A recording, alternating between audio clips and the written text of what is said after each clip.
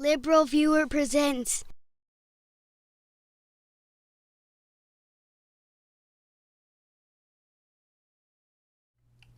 So, welcome to the August 29th edition of LiberalViewer Monday Media Mixup. Thanks for joining me. I'll be using the 11 best, most newsworthy clips I picked out from the Sunday morning news analysis shows from the big five corporate outlets of ABC, NBC, CBS, CNN, and Fox News, the so-called corporate media here in the United States, for which should be a really educational, fair use, media criticism, and political commentary show for you all today. My main topic, as you can see from the video title, is Trump going to jail? Is Trump going to jail? We've been asking ourselves that question pretty much since he entered the political arena, maybe even before, because he's like spent his entire business career like pushing the envelope of, obstruction and dishonesty and fraud and, Trump University and now the whole Trump business seems like it's about to get like the business equivalent of the death penalty in this whole civil action in New York. And anyway, for like almost the whole time Trump has been a politician, it seems like the walls are closing in, and this is the last thing that he can't get away with this, can he? And he seems to have gotten away with a lot of stuff, but it actually, based on the affidavit that was released this week, there's still a lot of, like, half of it was redacted, like all the stuff that's probably going to show why Trump is going to jail was redacted, but there's still some stuff in there that makes it more likely than ever this week, and I'm going to use my years, of course, as a criminal defense attorney to commit some legal analysis for you all, and I want to start that by criticizing. There aren't any jokes. This is from HBO's Real Time with Bill Maher on Friday, and I cut out part of this clip where Senator Amy Klobuchar was talking. She didn't correct any of the misinformation you're about to hear, even though she was a prosecutor, although she was a prosecutor in Minnesota, not federal, but she should still know that there's like at least two huge mistakes here. And so I guess if it's political comedy, it's comically bad analysis I saw on Friday on HBO's Real Time with Bill Maher, where Bill Maher indulged one of his pet theories, as usual, no matter what the facts are, because just as a little preparatory bit of information before you watch this clip, here's paragraph 47 of that affidavit that in support of the search warrant of Mar-a-Lago. And by the way, down in the video description under sources, you can see the entire redacted affidavit. But you notice the last sentence of paragraph 47 there says, several of the documents also contained what appeared to be former President of the United States' handwritten notes. F. POTUS, that's Donald Trump. So these documents had handwritten notes from Donald Trump on them. The stolen documents they're talking about the first 15 boxes that they recovered from Mar-a-Lago before the search warrant. So Trump was going through these documents and writing notes on them.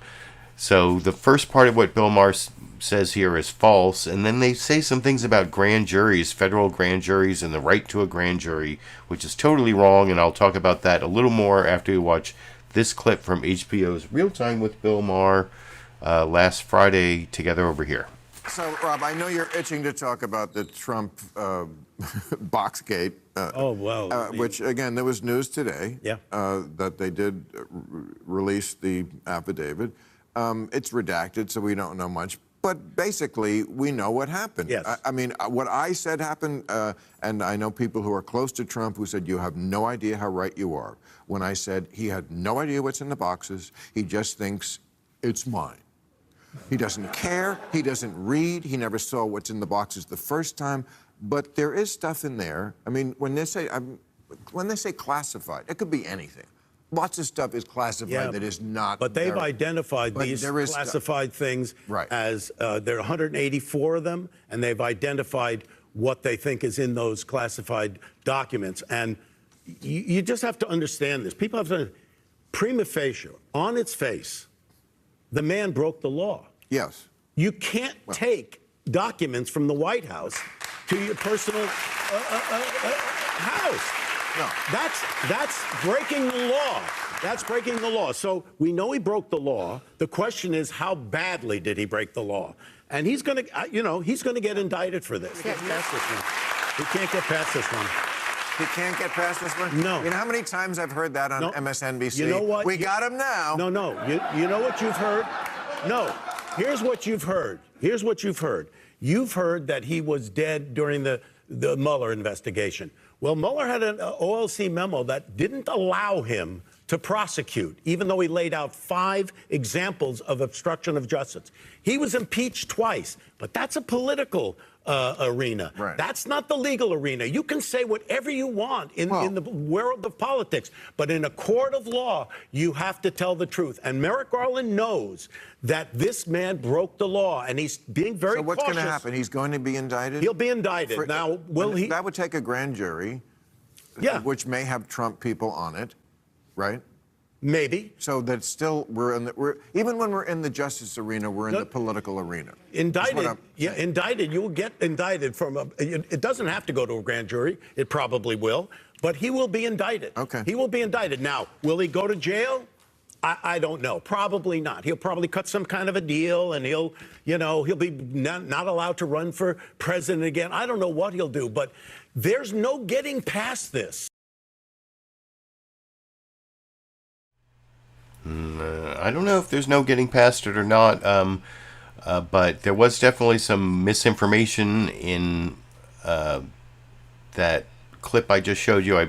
Before I showed the clip, I mentioned the handwritten notes from paragraph 47 of the affidavit that definitely contradict what Bill Maher was saying, that Donald Trump didn't read any of these documents. But, well, there it is.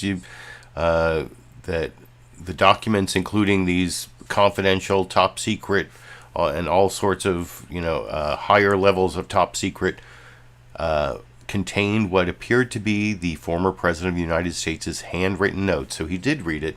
But then also Carl Reiner, I'm a big fan of Carl Reiner all the way back to the All in the Family days, but he's not a lawyer, and I don't know where he gets the idea that it doesn't have to go to a grand jury. And then Bill Maher is trying to make this whole point of, there might be some Trump people on the grand jury. Well, first of all, there is a right to have a grand jury indict you in the Fifth Amendment of, this is my ACLU Constitution. By the way, if you give me a $5 contribution on PayPal with a shipping address at the link I put down in the video description, or a monthly $5 contribution on Patreon with a shipping address, I will send you this ACLU Constitution, as well as this weatherproof vinyl #LiberalViewer sticker.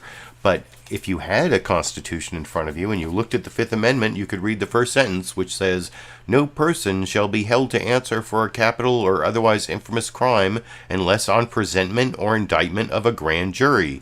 And then it says, except for like martial law, like court-martial, like in the military, and you can read the whole thing yourself. But that is one of the rights in the Bill of Rights. Now, one of the interesting things about that right, I'm going to go off on a little bit of a tangent, is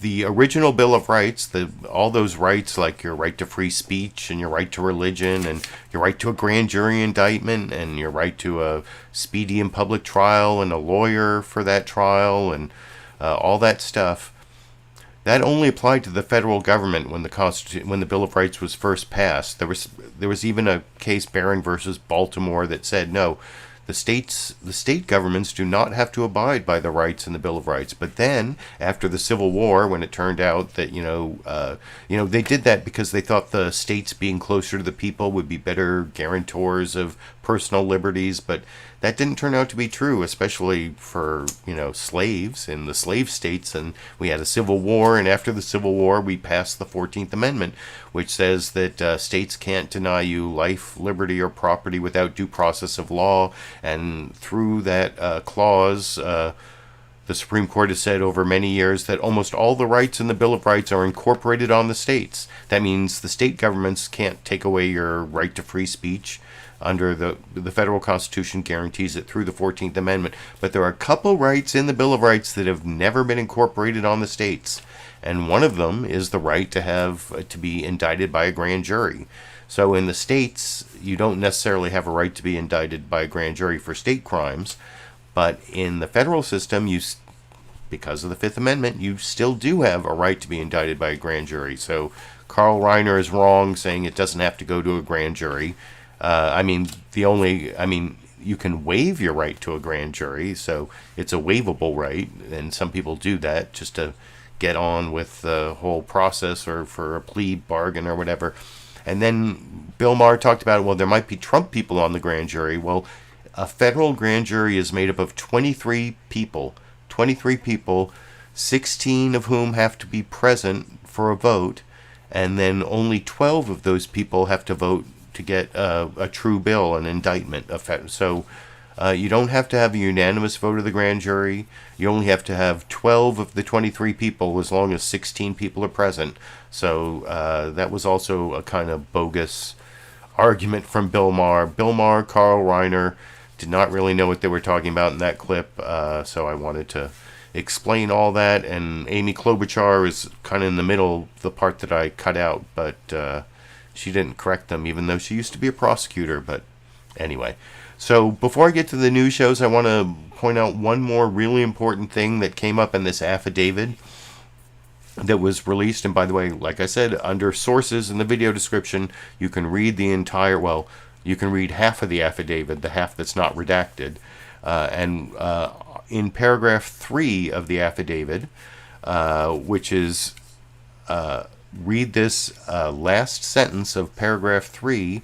It says, there is also probable cause to believe evidence of obstruction will be found at the premises. Evidence of obstruction. Obstruction of justice. There is 18 U.S.C. There are a whole bunch of obstruction of justice statutes, and a whole bunch of things can be obstruction of justice. But there's one that's specifically quoted in paragraph 20 of this affidavit, 18 U.S.C.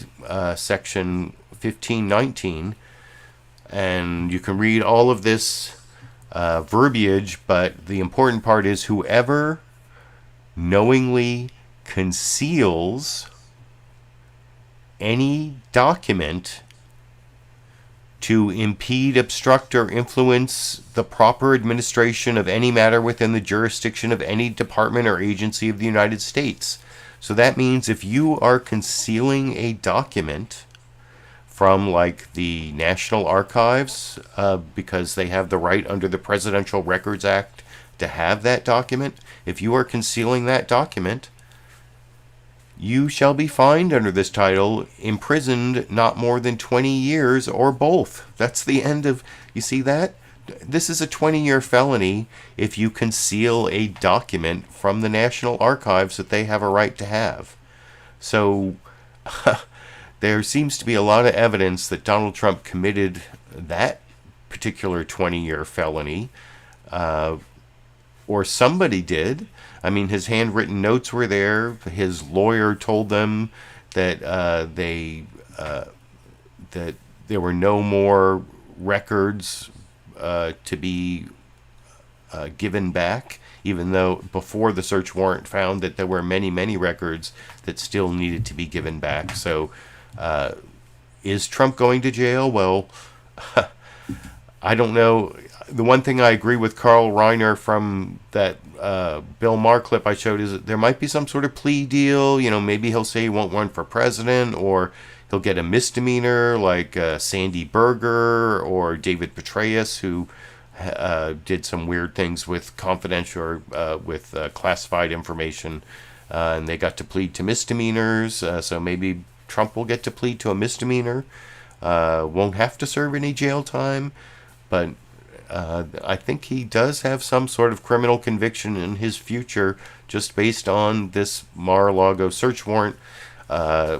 Based on that context, I'm now going to go through the 5 news summaries from longest to shortest, and the one I think that did the best job of talking about Trump's increasing possibility of criminal liability was ABC's This Week with George Stephanopoulos, where George Stephanopoulos started, and then they had their justice correspondent Pierre Thomas give this is the longest, best news summary, I think, for the day, which I'll talk about with you a little more after we watch it together over here. Good morning and welcome to This Week. Donald Trump lost his bid for re-election almost 2 years ago, left the White House more than 19 months ago. But as we close in on the midterm elections, Trump continues to dominate our political debate as he confronts increasing criminal exposure. Investigations in New York over his business practices. Georgia over his bid to overturn the 2020 election. Department of Justice is investigating that as well. And with the release this week of the DOJ's affidavit justifying the Mar-a-Lago search warrant, more evidence of what may be the greatest legal threat to the former president. The key question now, will he be indicted for refusing to return government documents, many of them highly classified, and obstructing justice? Chief Justice Correspondent Pierre Thomas starts us off. Good morning, Pierre. George, good morning. Today, every indication that one of the most historic and consequential FBI investigations in recent history is intensifying by the day. And word this morning that the intelligence community is planning to launch a damage assessment review. The release of that affidavit detailing the origins of the FBI search of former President Trump's Mar-a-Lago home and office, revealing stunning new details with potentially extraordinary national security implications. If this type of intelligence is disclosed publicly, it places the national security at risk. And what that means is it places the lives of Americans at risk. The affidavit, DOJ's roadmap of their case, along with another newly released court filing, though heavily redacted, offer compelling insight into the scale of the FBI's sprawling investigation with a clear sign that it's far from over. We found out that the FBI launched the search based in part on evidence from a significant number of civilian witnesses. DOJ warning that as the investigation continues, key witnesses could face intimidation or retaliation. Those witnesses may have information on how the classified documents got to Mar-a-Lago, who had access to them, and whether there was obstruction of justice. Were there efforts to intentionally block the discovery and retrieval of highly classified documents? Anyone involved in the process of moving these documents, storing these documents, is definitely and should be concerned. And we learned there's an ongoing grand jury investigation and that prosecutors have already identified potential targets, with a clear indication that they're looking for more. This section from the affidavit jumps off the page. Quote, the FBI has not yet identified all potential criminal confederates, nor located all evidence related to the investigation. There's even concern that super secret documents may have been taken to other locations beyond Mar-a-Lago. The affidavit also provides more eye-opening details on just how many classified documents have been taken from the White House, in excess of 700 pages. At least 184 classified documents, 67 labeled confidential, 92 marked secret, 25 labeled top secret. The fact that this had markings like top secret is really terrifying from an intel perspective. And the FBI has found other documents involving the most sensitive of classified material, including some on human intelligence, spies, electronic eavesdropping, and secrets from allies. Much of it, warned the FBI, involved national defense and intelligence gathering methods, which, if compromised, would have enormous national security implications. Former President Trump on a Lou Dobbs podcast, Fighting Back. I did nothing wrong. This is a political attack on our country. ABC News has learned some Trump associates are concerned about the legal jeopardy he faces and have been urging him to bring in a heavy criminal defense team. George, no one knows how this ends, but it appears everyone connected to this case ought to take it quite seriously. This affidavit makes it clear that the Justice Department is highly suspicious felonies were committed.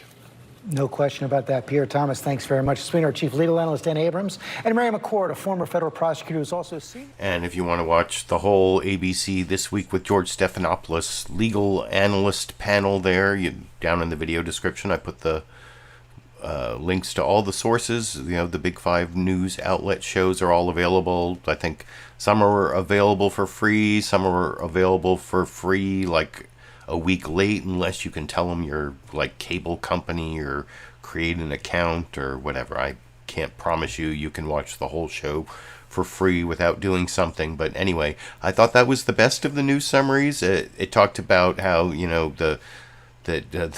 there are supposedly several witnesses involved in an ongoing criminal investigation. That's why it seems more and more likely that what I was saying a couple weeks ago, maybe they just got so sick of not having their really sensitive documents, and you saw a litany of how sensitive the documents were that they got back. They just decided to go in there with a search warrant and take it back, and there's not going to be any indictments. But I mean, maybe it's not Trump. Maybe it's like Trump's lawyer who sent them the letter saying that everything had been turned over, because that was a lie. I mean, or maybe, they'll charge the lawyer and work their way up to Trump. Or, I mean, they're all the like juicy details of the, what the informants, what the witnesses are telling them.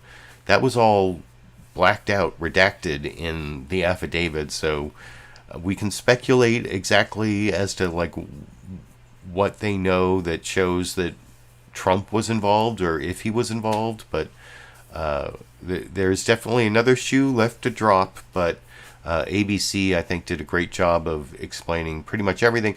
Although they talked about Trump trying to, people close to Trump say he should get a good criminal defense attorney. But the thing is, he has so many cases, it's so much work for a criminal defense attorney, and Trump is famous for like not paying his bills. So why would anyone want to, why would a really good criminal defense attorney want to work for Trump when he doesn't listen to advice, he tries to run his own defense, and he doesn't pay his bills? But that would be one thing maybe Pierre Thomas should have added to that.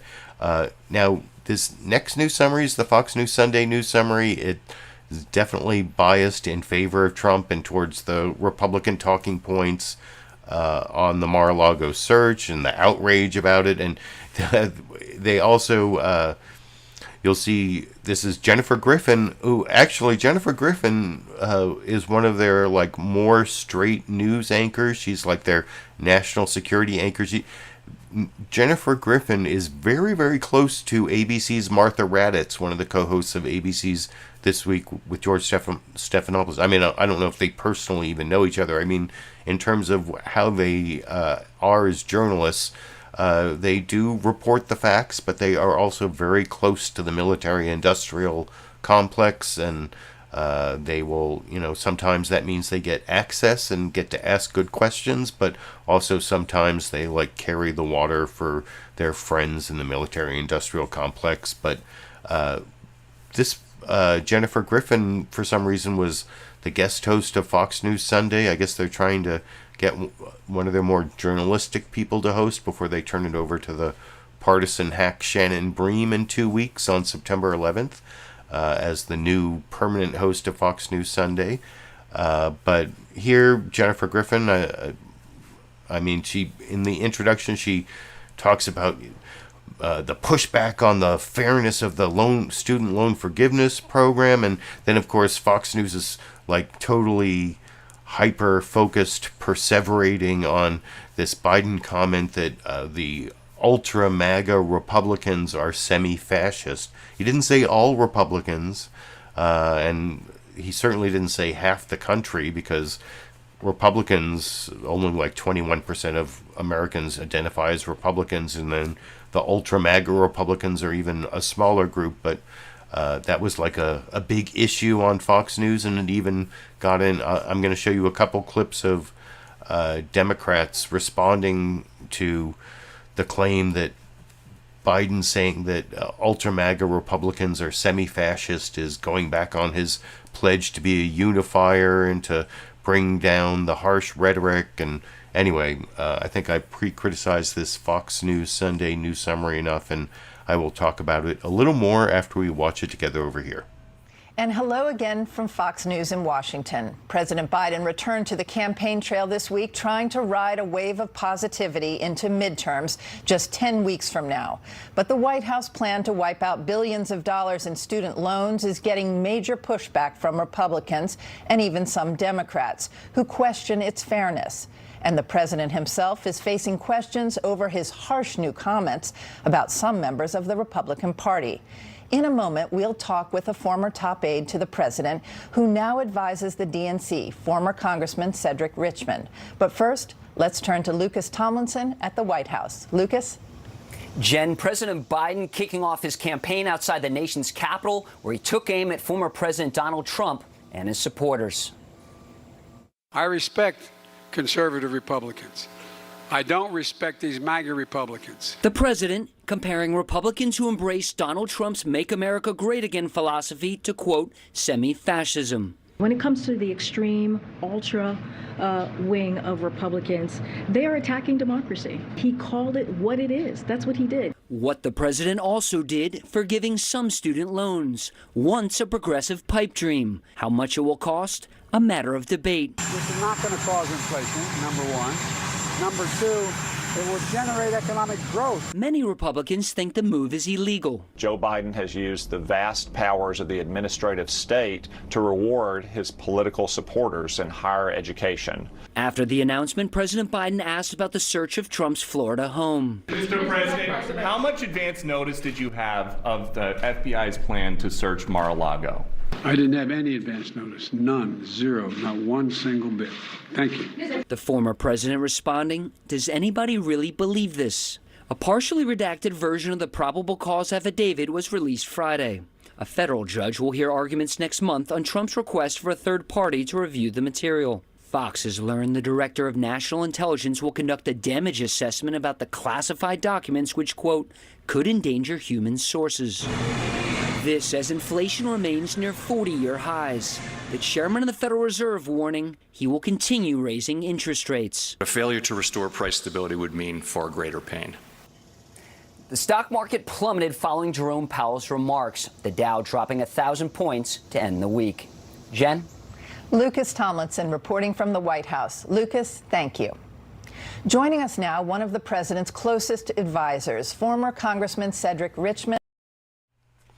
And I will have a clip of Cedric Richmond, who's like a senior advisor to the Democratic National Committee right now, talking about that whole semi-fascism thing. And he and also Jamie Harrison, the chair of the DNC, on Face the Nation, talking to Major Garret, who used to be on Fox News but has made his way to CBS. So I don't know, is he like forgiven for all his Fox News sins? I don't know. But he was one of the more straight news journalists when he was on Fox News, kind of like Jennifer Griffin. But Lucas Tomlinson, not so much, like focusing on the inflation. Like the Dow dropped 1,000 points. Actually, the stock market has been doing really well for several weeks, and it's just like today and Friday it finally dropped. And of course, Fox News pounced on that. Like I saw them like, diesel prices, after dropping for 61 days, are up over $5 a gallon again. I saw that on Fox News today. Like, I didn't see you reporting the 61 days diesel prices were dropping. Or anyway, there'll be a little talk of gas prices when I get to one of the clips later. But I think you can see the bias in that Fox News reporting, although it's not as bad as some weeks. And the next clip I want to show is CBS News Face the Nation, where, like I said, Major Garret was in as the host, who he used to be on Fox News and has been kind of rehabilitated, I guess, by getting over onto a real network, CBS, where he does a brief introduction on the news, and then he talks to their correspondent, Rob Costa, who actually gives a lot of the same information that you got on ABC. So this is probably the second best of the news summaries of the five, and I'll talk about that a little more after. Oh, I wanted to thank the people who pointed out, I don't know why, I have this is more than one time this has happened to me, where I like talk about Rob Reiner and I mistakenly call him Carl Reiner. So thanks to, I saw Tom Trask, and I think I saw additional live comments that I mistakenly called Rob Reiner, Carl Reiner. Does that mean I'm old? I'm not so old that I'm the 2,000-year-old man, although I actually, when I was a kid, I would listen to albums of Carl Reiner and Mel Brooks doing that whole 2,000-year-old man routine. Rob Reiner, director of Spinal Tap and Meathead. I don't know why I called him Carl, but thanks for pointing out my mistake, because that makes my show better when my mistakes are pointed out. I wish more of my mistakes were pointed out. Sometimes I make mistakes and nobody even notices, but that used to be when I got many more views on my YouTube videos. If I made mistakes, there was enough of a crowd that any mistake I made would get pointed out. Now, not enough viewers to point out all my mistakes, so thank you to the viewers who pointed out that mistake. And now I'm going to the CBS News Face the Nation news summary. Major Garret and Rob Costa also doing a pretty good job of talking about Trump's legal criminal exposure over in this clip. Good morning, everyone. Welcome to Face the Nation. Margaret is out, and we hope in the final stages of recovery from COVID-19. August has been, there's really no other way to say it, an extraordinary month here in Washington. And one of our tasks today is to work to understand the legal and national security implications of Friday's release of a redacted affidavit outlining the justification behind the FBI's retrieval of classified documents stored at former President Trump's Mar-a-Lago resort. To help us, CBS News Chief Election and Campaign Correspondent Robert Costa is back from West Palm Beach, Florida. And we've also brought in Michael Morell, former acting director of the CIA, now a CBS News national security contributor. Gentlemen, good morning. Bob, I want to start with you. Outline for the audience what you see as the potential legal peril for the former president. The affidavit from the government spells it out. There have been tensions between the Trump legal team and federal investigators for months about his handling of classified material. The affidavit mentions possible obstruction. It also mentions how Trump had in possession, in their view, documents that were highly sensitive, that could even deal with information derived from human intelligence sources. And this led to them to have an FBI search of the property, Mar-a-Lago, just weeks ago. And there is a political dimension to this, of course. How do you assess that? And you were down in West Palm Beach for the entire week. What is the atmosphere there? It injects uncertainty into the midterm elections. For Republicans, this is the standard bearer of their party. Even though he's former President Donald Trump, he is still someone who's eyeing a 2024 presidential bid. So many candidates in the party are echoing his version of politics. Now to have him facing legal challenges across the board, not just in Florida, adds that uncertainty to the discussion. And one thing that happened recently, a judge reviewing a request from the former president for a special master put in a legal document that this judge is possibly inclined to do so. Does that change anything from your vantage point? To be determined at this point. We'll watch in the coming days whether a so-called special master or neutral party is appointed by a Florida federal judge to review and return the evidence. They've asked the government to provide a list of information. It could move in that direction. But let's remember, the government already has a filter team in place at the Justice Department reviewing what they collected weeks ago. So this is a late entry into the legal discussion. Mike Morell, evaluate the affidavit for our audience, please. And there, Mike Morell, actually, most of what he talks about there, he's a former CIA guy, and he talks about like the different kinds of classified material that were found in the Mar-a-Lago boxes. But you can see them detailed in what were found in the 15 boxes voluntarily turned over in the affidavit. Down at the link I put under sources to the redacted affidavit, there's like a page and a half where they explain all the types of secret documents that were already found before the search warrants.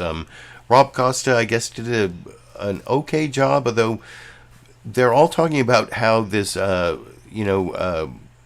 filed this this request for a special master with this other judge, not the judge who issued the search warrant.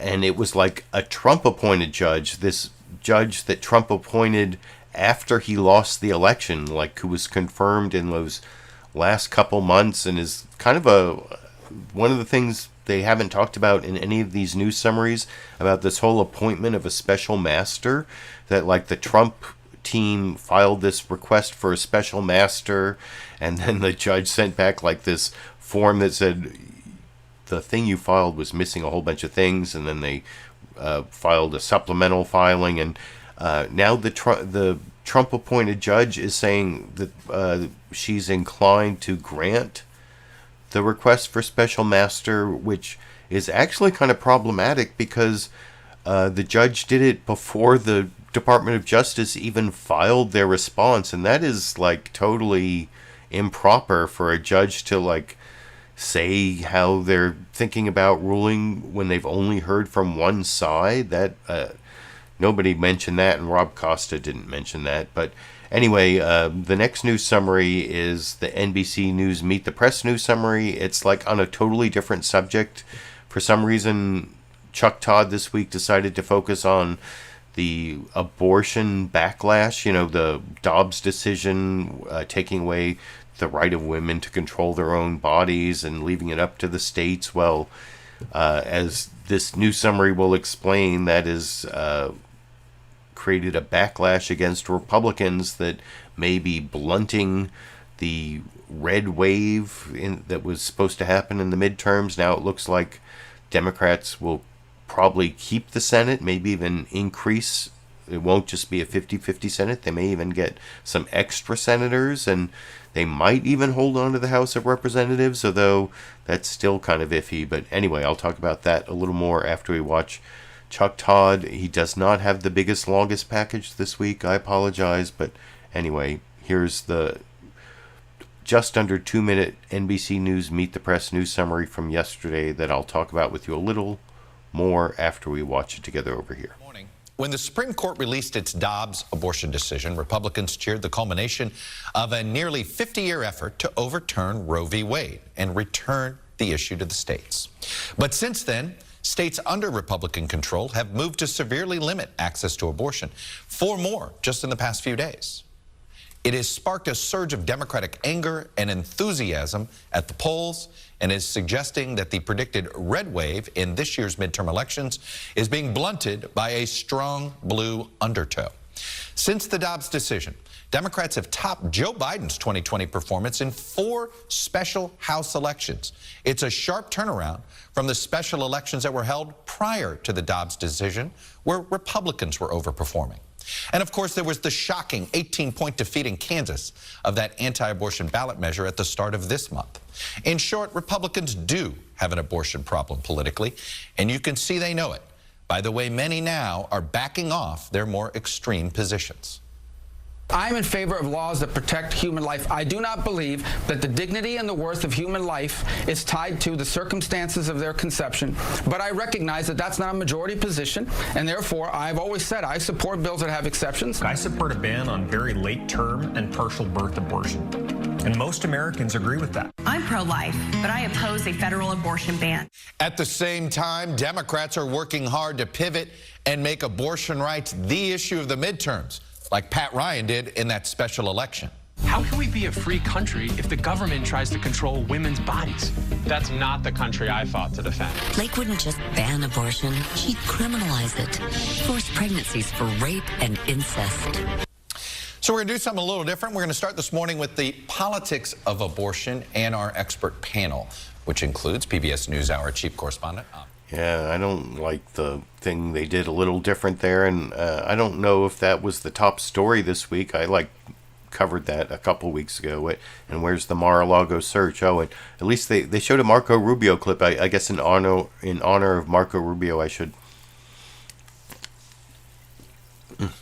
drink some water on camera, like that's what Marco Rubio did in his iconic State of the Union response. He got all dry-mouthed and had to drink on camera. Whatever. I have a drinking problem. I got some water down my chin there. But anyway, that's the 4th of the 5 news summaries. I don't know why NBC decided to focus on abortion backlash this week. But, it's an important dynamic. But The next news summary is even shorter. CNN State of the Union, Dana Bash talking about student loan forgiveness and the Mar-a-Lago search. And anyway, I'll talk about that final news summary a little more after we watch it together over here. In Washington, where the State of our Union is feeling competitive.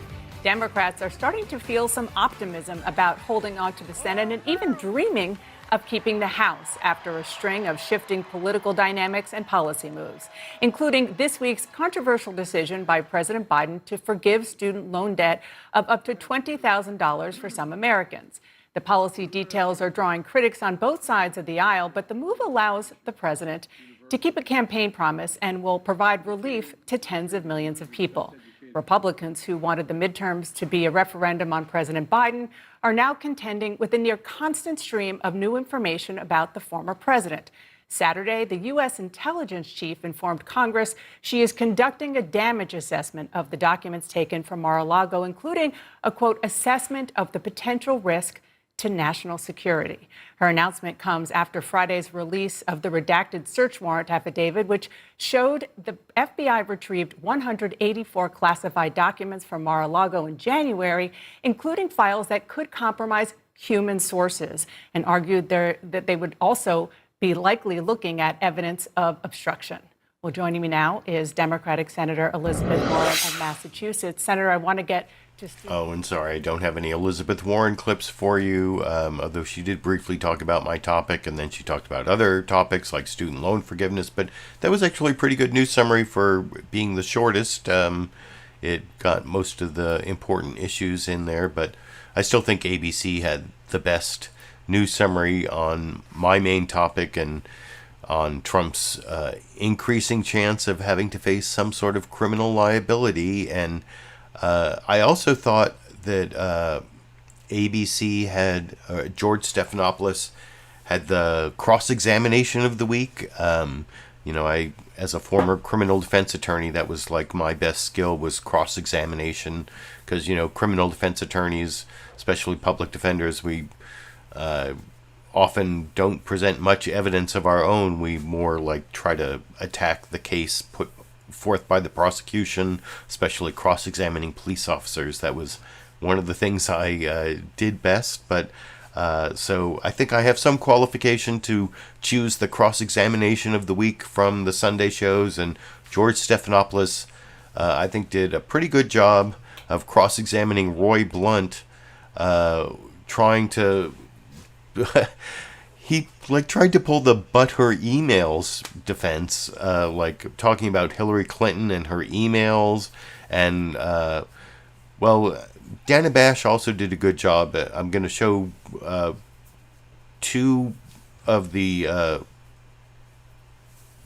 Big Five corporate outlet, news outlet, Big Five corporate news outlet, Sunday show, flagship shows, first, Roy Blunt being cross-examined by George Stephanopoulos, then Chris Sununu being cross-examined by Dana Bash, who does a good job at the end, but I think George Stephanopoulos does a better job overall. You can look at the two cross-examinations. You can decide if I'm correct. But anyway, here's George Stephanopoulos cross-examining Roy Blunt on the but her emails defense, trying to get him to admit, Trump should not have stolen those documents away to Mar-a-Lago. Can you admit he shouldn't have taken the documents? And that's the big question, because that's going to be the basis for the indictment and maybe even the jail time of Donald Trump. And anyway, I've talked about these two clips enough to pre-criticize them, and I'll talk about George Stephanopoulos' cross-examination a little more after we watch it together over here. These documents were classified. Was it right for the president to take these government documents, which he's supposed to turn over to the National Archives, down to Mar-a-Lago? You should be very careful with classified documents. I've had access to documents like that for a long time. I'm incredibly careful. I was wondering as I was listening to that discussion if the same things were said when Secretary Clinton had documents, when Director Comey had documents. They had them on the internet, which is much more dangerous than having them in a box somewhere, but everybody needs to be more careful about how these documents are dealt with. Senator, you're still not answering. We need to be sure we don't characterize them differently. Well, you're not answering the question. You were critical of Senator Clinton, who actually turned over what she had, turned over all her devices. What we have here is a situation where the president did not turn over these documents. Can you say whether that was right or wrong? Do you believe it was right for the president to take those documents to Mar-a-Lago? He should have turned the documents over and apparently had turned a number of documents over. George, what I wonder about is why this could go on for almost 2 years and less than 100 days before the election. Suddenly we're talking about this rather than the economy or inflation or even the student loan program you and I were going to talk about today.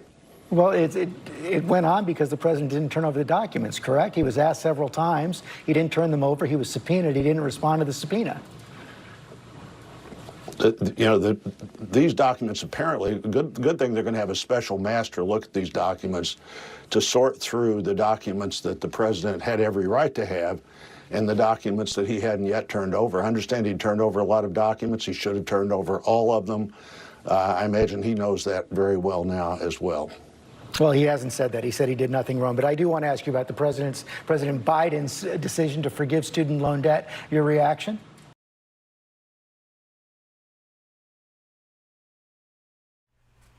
So, yeah, I'm not going to show you his reaction on student loan, but I think George Stephanopoulos did a good job of cross-examination there and didn't really let Roy Blunt, the retiring senator from Missouri, get away with his butthurt emails and kept following up on, and he even kind of had to admit that Trump shouldn't have taken those documents, but we can juxtapose it here with the cross-examination Dana Bash gave to the governor of New Hampshire, Chris Sununu, supposedly one of the more reasonable Republicans, but he's trying to play out these Republican talking points like the Department of Justice should have been more transparent. Of course, I mean, when have prosecutors ever been transparent before there's a criminal charge? That during an investigation, before a criminal charge, they actually have an ethical obligation not to be transparent.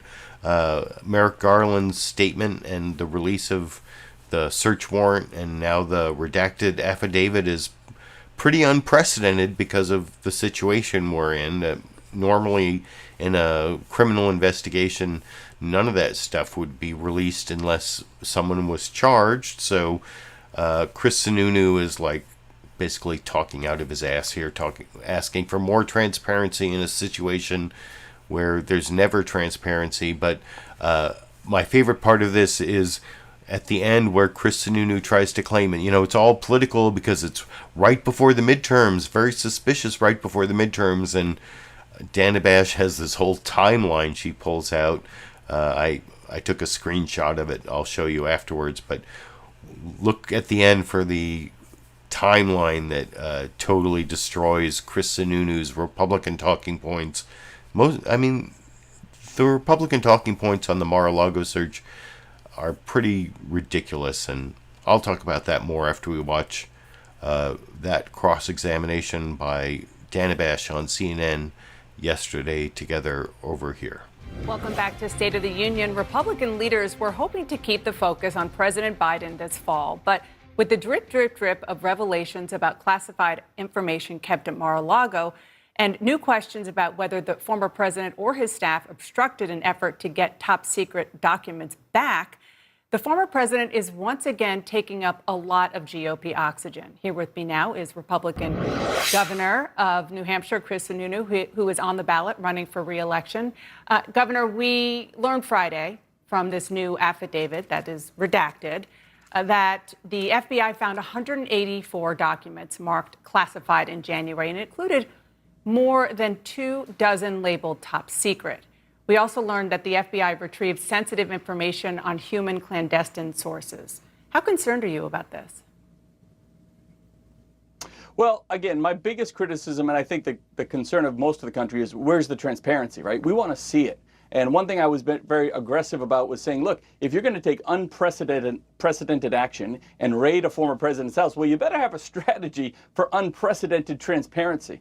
So I think we're all concerned about what might be in those documents. Some were classified, some weren't, what the serious nature was. But show us. You got to be able to show your cards when you're taking actions like this. But you know that you can't show all your cards when you're talking about top secret information. The whole point of the investigation, we now know, was that there was very important classified information, including human clandestine sources, at risk here. So they can't reveal everything. We did see the redacted affidavit. So the question goes back to the potential risk to American intelligence and national security. Are you concerned about that? Well, sure. Look, what's the subject matter? I think we should absolutely be concerned. There's no question about that. But I don't know what to be concerned about. No one seems to. What's the subject matter? What's the dates? What's the times? What are we talking about but here? Are you of course, you can't just open knowing... the whole investigation up. But yeah, sure. I'm sorry to interrupt, but are you concerned that revealing that will kind of defeat the purpose of the investigation, which is to try to keep information that is supposed to be secret just that for national security reasons? Again, I'm not saying put all the documents on the internet, but give us some sense of the subject matter. Give us some sense of the timing. Give us some sense of what really drove us in there. I think we were all pretty excited to see what might be in this affidavit, and I think I speak for everyone when we're all pretty disappointed to see it was almost all redacted. I get you got to redact certain things here and there, but you had pages upon pages upon pages redacted to the point where you say, well, what's the point? So when are we going to see the cards? And let's remember, this has been a year and a half in the making. Right? The former President Trump has been out of office for going on 2 years now. Why? I think this is a coincidence just happening a few months before the midterm elections and all that sort of thing. So, this is unprecedented, and they had to have an unprecedented strategy, which they clearly didn't have. They're on their heels. They don't know what to do. We want to see the information so we can have this discussion. We can talk about the subject matter, with some sense. I want to move on, but before I do, I just want to show our viewers, and I'm not sure if you can see it, but I'll tell you the timeline. It's not as if the archives and then the FBI and the Justice Department were not trying. They didn't just wake up one day and say, I'm going to go into Mar-a-Lago. It started in May 2021, and it ended with the search, but it was after an exhaustive attempt to get this information. And it just so happened that the timing ended where it did. I want to turn to student loans. Yeah. Let's talk about... So, the reason I think the Danabash cross-examination there wasn't as good as the previous one from George Stephanopoulos is she spent a bunch of time saying, well, you don't want them to release everything because some of this stuff is top secret, and you don't want them to release the top secret documents that they found, and that's not even really the issue. It's like the redacted part of the affidavit that tells you who the informants are, who, there are people in Trump's orbit who are talking to the FBI apparently, and that's what's in the redacted part. They're telling them stuff Trump's doing that is obstructing justice, concealing, he's hiding documents because he doesn't want maybe it's the January 6th committee or just the archives, or I don't know what's in the redacted part. But anyway, Danabash spent too much time trying to get Chris Sununu to say, I don't want top secret documents part of this unprecedented transparency that I criticized before I showed the clip that, the Department of Justice never is supposed to talk about ongoing investigations if there's not a charge. But anyway, I think CNN and Danabash saved themselves when they showed that timeline there, the timeline of the Trump FBI probe when Chris Sununu tried to claim, this is all coming up now because it's right before the midterms. No, it's not coming up now because it's right before the midterm elections. It's coming up now because the Department of Justice has been trying since at least May 2021, which to get the, that's when the archives reached out to the Trump team, and Then they got the 15 boxes in January of 2022, and they served the subpoena in June of 2022, and search warrant after they didn't, they got this letter from one of the Trump lawyers saying that everything had been returned, and of course everything hadn't been returned. So Dana Bash's cross-examination wasn't quite as good as George Stephanopoulos', but at least I think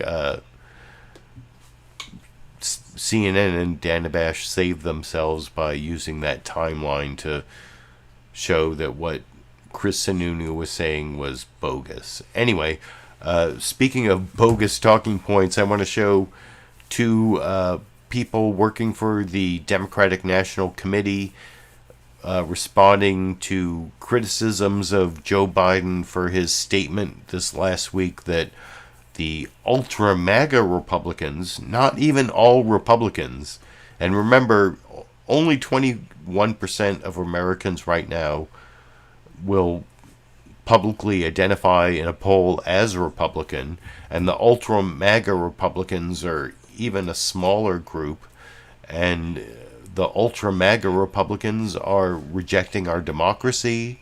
They are otherizing and demonizing people, transgender people, not undocumented immigrants, non-white people, non-Christian people. I mean, calling it semi-fascism is, in some ways, it's almost too lenient a description. And I'm going to show you first Cedric Richmond, the senior advisor to the DNC, and then Jamie Harrison, the chair of the DNC, responding to criticisms of this semi-fascist claim. But first, over on Fox News Sunday, it's after all the years that Trump, and not just Trump, but so many, Republicans habitually call Democrats socialists, communists, deviants, groomers. There are all sorts of terrible names that they call their opponents, but Biden says semi-fascist, and now it's too divisive, it's demonizing. But anyway, here's Jennifer Griffin talking to Cedric Richmond on the semi-fascist topic, which I'll talk about with you a little more after we watch that clip together over here. Gas prices are down. The president passed his climate and health care bill, and he has kept a promise to forgive some student debt. Thursday night, he made the case for Democrats in a fiery DNC speech. He told fundraisers, quote, "What we're seeing now is either the beginning of the death knell of an extreme MAGA philosophy. It's not just Trump, it's the entire philosophy that underpins the, I'm going to say something, it's like semi-fascism." What did he mean?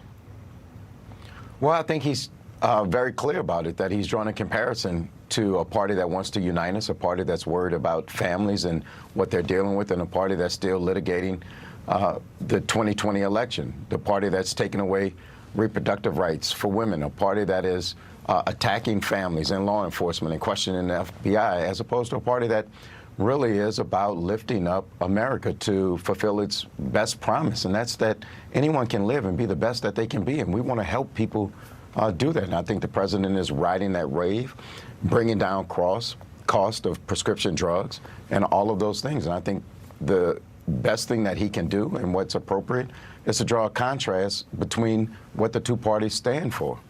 Here he is in November of 2020 after he won. It's time to put away the harsh rhetoric, lower the temperature, see each other again, listen to each other again. And to make progress, we have to stop treating our opponents as our enemies. How does that square with calling his opponents semi-fascists? People have compared this to Hillary Clinton saying deplorables on the campaign trail. Well, people who say that would be dead wrong. The president works across the aisle all the time and gets criticized for it. We passed an infrastructure bill with bipartisan support. In fact, presidents for decades have talked about passing an infrastructure bill, but he did it with Republican support. He just passed a bill to help our veterans with bipartisan support. He passed a CHIPS bill so that we could build semiconductors in this country and secure American independence and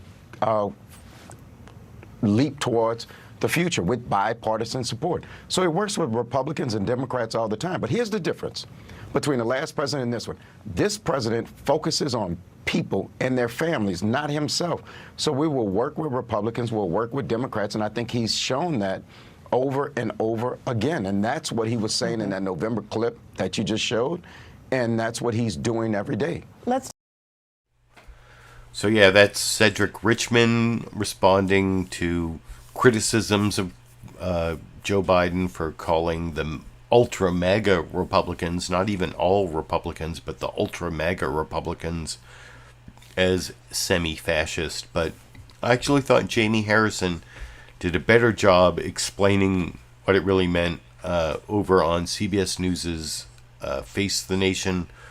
This is Major Garret, who used to be on Fox News. Now he's on CBS. And anyway, here's Jamie Harrison responding to kind of a similar question that I'll talk about with you a little more after we watch it together over here. Earlier this week, the president referred to the MAGA, Make America Great agenda, as almost like, quote, semi-fascism. You heard the president's inaugural address the same way I did. In that inaugural address, President Biden said, we should not view each other as adversaries in this country, but as neighbors, and we should treat each other with dignity and respect. How does semi-fascism, as a label for the Republican Party, fit with that inaugural address? Well, the one thing that President Joe Biden has always been consistent. And he has always been somebody who does what my grandfather used to do, which is speak it plain, say it plain to the American people. And what we see right now is a full frontal attack by these extreme MAGA Republicans in this country. And that extreme attack Mr. Chairman, is on our freedoms as a people. Mr. Chairman, you embrace the rhetoric semi-fascism to describe the Republican Party.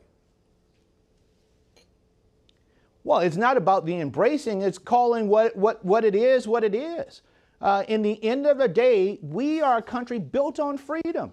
And when you chip away at that, when you see the bullying that takes place in places like Florida with DeSantis, when you see them chip away at privacy rights, when they try to demonize the other, the attacks on transgender kids and their families, the attacks on marriage equality that we're hearing from the Supreme Court. This is not who America is. We're about freedom and rights for all of America's people, not just a select few. But the Republicans are turning a blind eye, this extreme agenda. And this is what this election is all about. It is the great contrast between a party, the Democratic Party, that is standing up for the hopes and aspirations of the American people and protecting our rights as Americans and our freedoms, and a Republican Party that is focused on fear, that's focused on fraud, that is focused on just getting power. Mr. Chairman. What party do you ever see? Did you ever think that the party of Reagan would actually celebrate when they stalled the PACT Act in the United States Senate? But that's what we have in today's Republican Party. Mr. Yeah, no, I thought that was what it is. I mean, and demonizing the other, and basically that's part of what you're going to see also in this next clip, where the semi-fascist thing, it's because the cruelty is the point. Owning the libs and the people who aren't us are evil and need to be ground into the dust, and demonizing the LGBTQ community, Ron DeSantis going after the transgender kids and going after privacy rights in the Supreme Court, and the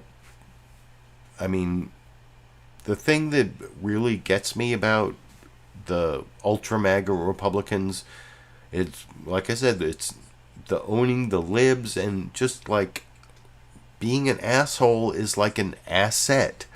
Why should being an asshole be an asset? It's like the cruelty is the point. And Adam Kinzinger, of all people, Republican, retiring Republican from the House of Representatives, answering a question from Chuck Todd on NBC News' Meet the Press. You saw their news summary was like focused on the abortion backlash, and Chuck Todd asked Adam Kinzinger a question about Republicans and their extreme positions on abortion, and Adam Kinzinger actually gives a much more like general answer about the problems with the Republican Party. And like I was saying, cruelty is like an asset. Being an asshole is an asset in the Republican Party. And then in the second part of this answer, when Chuck Todd asks him if he will, like Liz Cheney, endorse Democrats to fight Trumpism, he points out the other problem, the fascistic or semi-fascistic problem of the current Republican Party not believing in democracy, not believing in like people's voting being counted. And that's the final newsmaker clip I will talk about with you a little more after we watch it together over here. I want to ask you a quick political question. This week we saw the primaries in Florida and New York, that special election in New York. I want to read you something Matthew Continetti wrote about the abortion issue in the Republican Party. He noted the Journal's op-ed page says the GOP has an abortion problem, and the problem, Republicans have no idea what to say about abortion. Do you agree essentially with that sentiment, and that this may have changed the political complexion of the midterms? I think it's definitely changed the complexion of the midterms some. I don't know how big.